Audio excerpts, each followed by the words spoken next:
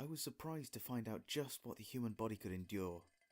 At least 15 victims, and not one of them lasted less than an hour.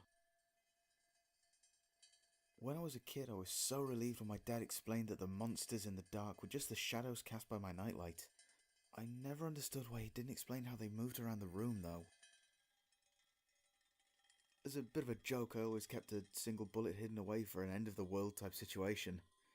Never in my nightmares did I think I'd end up actually needing it.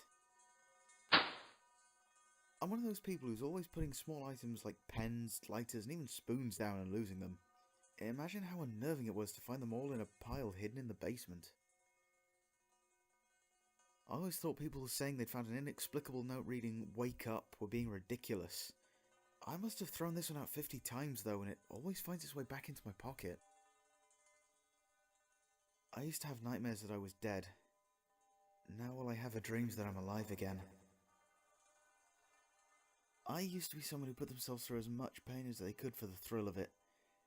It's just strange how terrifying it is when someone else is doing it to you against your will. They love to watch you sleep because it makes you look so peaceful.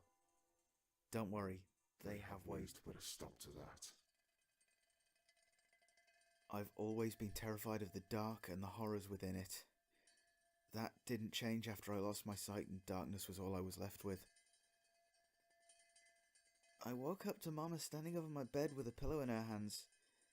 Now I'm cold and lonely and I can't find her anywhere. The sound of drilling has finally stopped and I can think a little clearer now. I still just wish he'd get the drill out of my kneecap and put it through my skull and get it over with. Since the Church of New Suffering took hold, business has been booming. Who'd have thought being a sadistic torturer would be so profitable?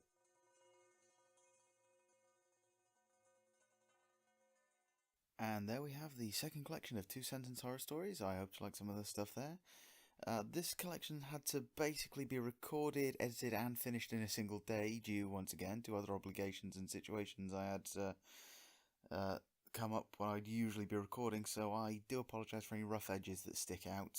I tried to get the quality as high as I could given the time, but there's only so much polishing you can do in a single day.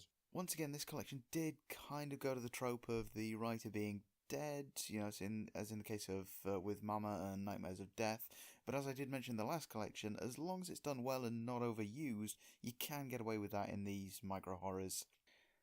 Masochism isn't what I'm particularly keen on, as even if you are someone who pushes yourself to the limits of your pain threshold, of course it's not actually strange that someone else doing it is going to be terrifying.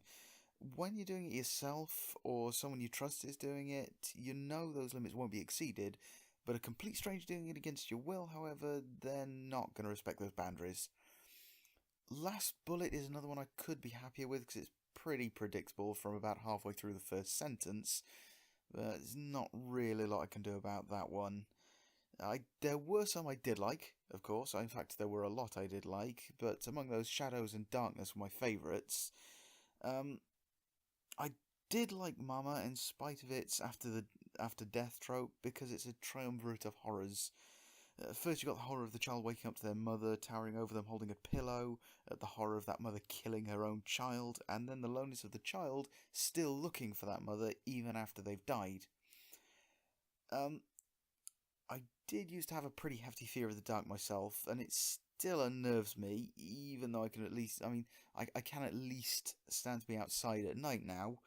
So Shadow plays into this in that even the things that can be easily explained away, like shadows cast by a nightlight, may not actually be entirely innocent.